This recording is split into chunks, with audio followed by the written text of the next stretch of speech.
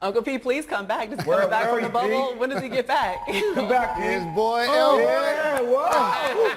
Hey, listen, the one great thing about transportation is just changes your clothes. You get more comfortable, then I can get my clothes back on, back to work. Man, you can do all that during the transportation, man, I'm telling you. That boy a professional. He's a professional. And of course, Kimba was dancing. He was born in the Bronx, the birth of hip-hop. Listen, you better dance in the Apollo. Okay, Uncle P, you got your business suit on again. So the first thing I'm going to need you to do is go back to game one real quick, live in some misery.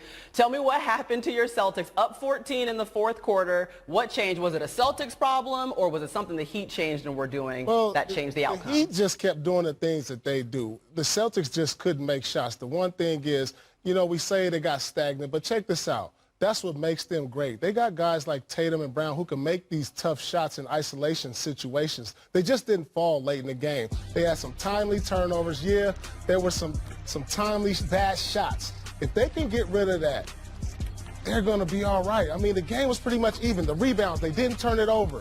Kimba has to step up for him because of the lack of depth.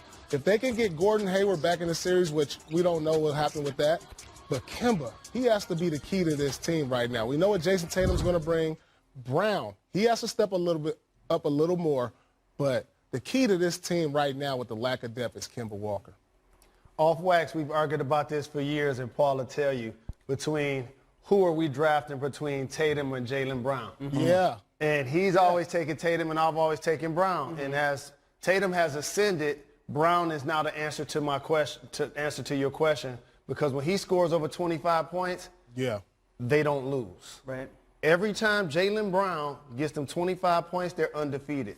We know he's going to hustle and play up front against multiple bodies. But when he's making his buckets, the Celtics have been virtually unbeatable this year. That's the guy I'm looking for. And Jay, that proves the point about this team being stagnant offensively down the stretch, right? Like, look at the passes that they made in the second and third quarter. 112 passes in the second quarter, 81 passes in the third. 60 passes in the fourth.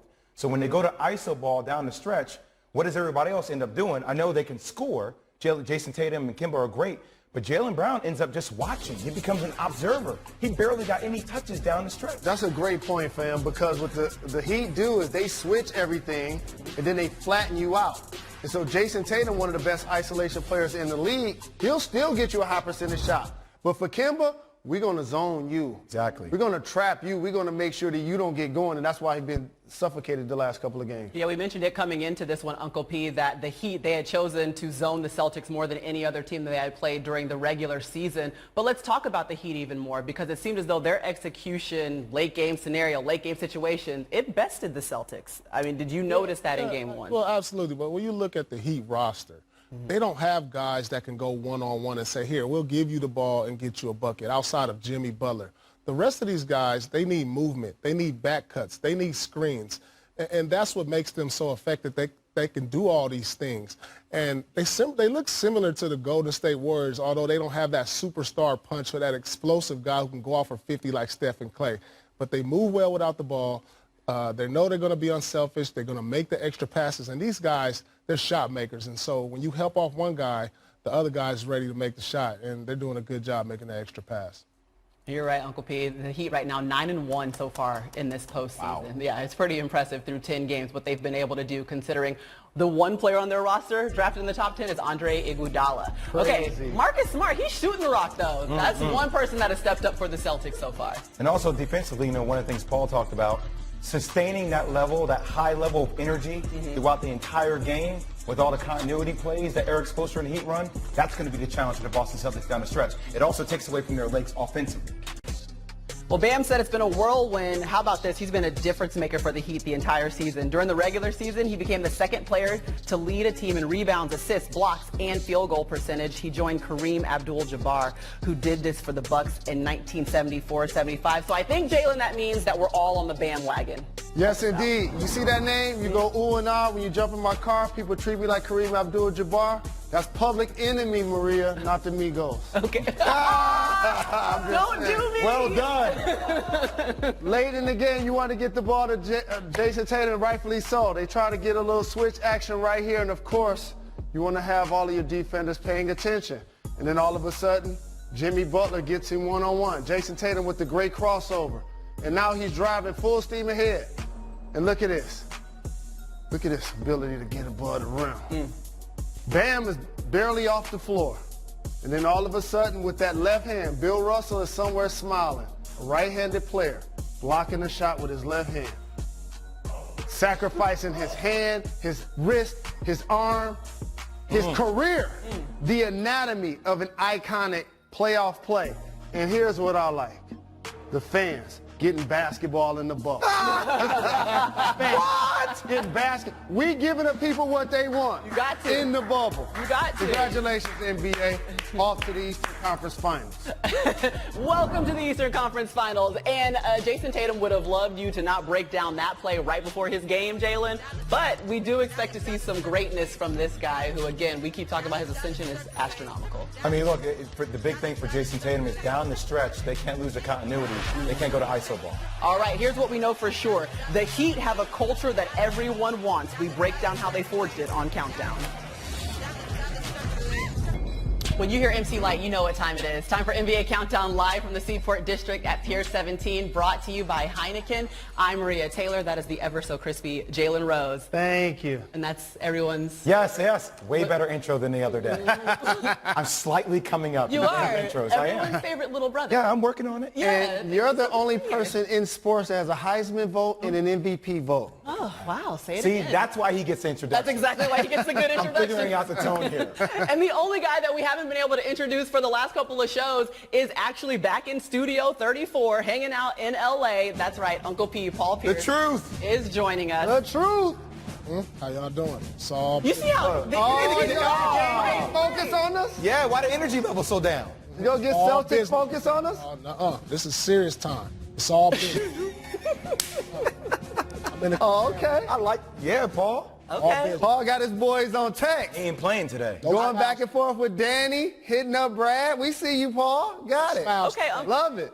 Keep that same energy. We're going to get to your Celtics, but first we want to talk about the West because we do know that the Western Conference Finals are set. And we didn't think this was going to happen, but it did.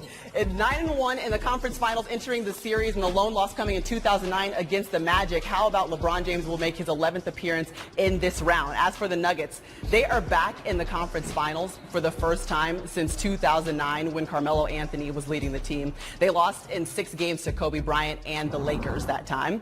Meanwhile, in LA, we know that we were going to probably see LeBron James and AD in this matchup. You didn't think that the Nuggets were coming. So my biggest question is, what can we expect from the Nuggets and Lakers series? Wow. First off, can we clown the Clippers? Yeah, if you want to. Okay. I picked them to win the championship. I did. picked them to win the West. But at least I picked them to play against LeBron and the Lakers. Like, I'll give the Nuggets their flowers later over the next couple of weeks. But to be winning double figures in multiple games, be up 3-1, have Kawhi Leonard, Paul George not show up, Lou Will, Montrez not show up, Doc Rivers third time, up 3-1 and his squad lose. I didn't see that coming. I looked down at my phone, Marie, I was like, what is way off P? Yeah. That was a playoff P. Oh. I was like, yo, this is really happening. And they got waxed. They did. They ain't lose Jay by a game-winning shot. They got waxed. So y'all can give the Nuggets their love, but I had to make sure that I talked about the Clippers because I'm glad you said that because you were so quick to pick them. You guys are both so quick to pick them. I mean, when you look at the versatility that they had, and you would think that their leadership in Kawhi and P, but after watching multiple series with them, like, they have no leadership. They have no leadership. Think about all the best players on the teams that are in the bubble right now. Like, LeBron James' energy translates towards his team. Jimmy Butler's energy translates towards his team. For Kawhi Leonard, he's emotionless. That energy doesn't translate to the team. It doesn't impact their team. He can score a lot of buckets, but nobody was actually leading this team. Well, Paul, Uncle P, who do you think is the most to blame then? We're gonna break down a blame pie in a second, but first, Uncle P, I want you to dive into it for us. And it always falls on your stars. I mean, you got to be able to take the responsibility. When you're the guy, when you win, you get all the praise and all the flowers. When you lose, it's got to be put on guys like Kawhi and Paul George. And so these guys didn't step up in a moment when they really, really needed it. I mean, come on. 3-1, 2 16-point leads, even one 19-point lead. Let's not forget it was a 19-point game. This falls on your stars. And so they have to be held accountable. Yeah, they're going to say this is our first year together. But when I look around, this is the Lakers' first year together. This is the Celtics with Kemba Walker's first year together. This is the first year with Jimmy Butler and the Heat first time together. The only team that can say they've been together for a few years is the Denver Nuggets. So there's no more excuses. So, this is a failed season for the Clippers. Expectations is championship when you bring a guy like Kawhi Leonard on board and Paul George. Oh, and I didn't mention one of the best owners, one of the richest people in the world, Bomber, writing a blank check to get whatever you need. Jerry West in the front office pushing all of the right buttons. And then all of a sudden you go against a Nuggets team with no championship experience and they bounce you and blow you out? You don't even get a chance to get the LA versus LA series. We was there before the pandemic hit. And all of us was like, it's going to be LA, LA. It's going to be LA, LA. Wrong. Jamal Murray shot them boys down. I was going to say we can pass blame all we want, but how much do we have to give it to Jamal Murray and the Joker for what they were able to do in Game 6? Well, we're going to see it in this play that I'm going to show, but Jokic is 11. This team is 11-3 when he drops a triple-double. And his vision is like a quarterback in the pocket, literally looking off the safety. As you see the play develop, I mean, it's really incredible to watch in real time. So you're going to see the screen. As he gets off the screen, you're going to see 1, 2, he draws attention. You're going to see him slip right here. And when he slips, the defense has to make a decision. What are you doing? You coming to help? You coming to help. He's going to stay home here. So you see him, he slips, he catches the ball. Now as he catches the ball, look at this. Look how he looks off the defender. You're having him come, he comes over, he helps. Look at the vision. The vision is pointing towards here. He is reading what this defender is doing. He's making him go in that direction. But as he looks him here, he's going to pass the ball to Gary Harris. And by the way, look at this, Jay Rose. Look at your big man, vertical, under control, poised, looking off the safety, boom, kicks out to Gary Harris, drops a 3. Him catching the ball in the middle of the floor after they run that PNR action can give teams fits, and it forces you to scatter. And when you scatter, he has the ability to make plays under control. They knock down threes. It's crazy because the Joker had 2 15-rebound triple-doubles in Game 7s. Like, that's what he's been able to do. You said you needed a therapist for how much you love the Joker. You still picked the Clippers even though you needed a therapist, but he has been doing the same thing all series. Because I wanted to give the Clippers and Kawhi Leonard his love. He had just won Finals MVP, shot everybody down. As a member of the Raptors, when he went to the Clippers, I gave him the crown. He don't have it no more. And the Joker knocked it off of his head. And you're right, I do need therapy, counseling, a shrink, or something. Jay, I shouldn't love a player this much. See, the rest of the world sees an unorthodox stretch mark 5. I see beauty. Not a stretch mark 5. Brains. I see great hands, great feet, Paul. I love the Joker so much. As good as he is on offense, let me tell you something. It's going to be a nightmare for him in the pick and roll with LeBron and AD. Because when LeBron's coming off, and if they're going to switch or show whatever they're going to do with Joker, because you got to understand, that's one of his biggest weaknesses in what I saw over the last couple rounds, is the teams are putting him in pick and roll pretty much 90% of the time. And so he was daydreaming against Utah in the first year, in the first series when Donovan Mitchell was getting off. But this is going to be a nightmare with LeBron and AD. Well, the good news is we got plenty of time to break down that Western Conference Finals Game 1.